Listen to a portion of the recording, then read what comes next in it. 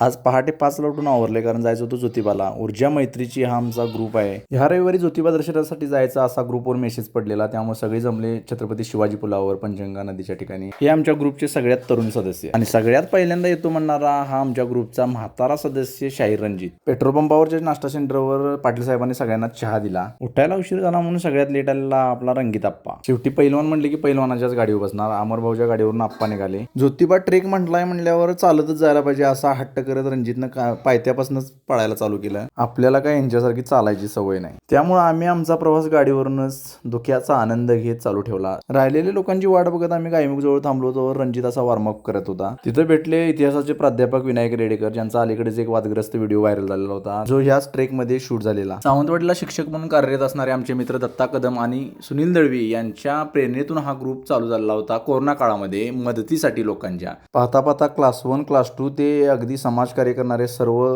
प्रकारचे लोक या ग्रुपला जॉईन झाले. कोल्हापूरचा माणूस कोल्हापूरच्या माणसाला भेटला की काय करतोय बघा. चला ज्योतिबाच्या नावाने.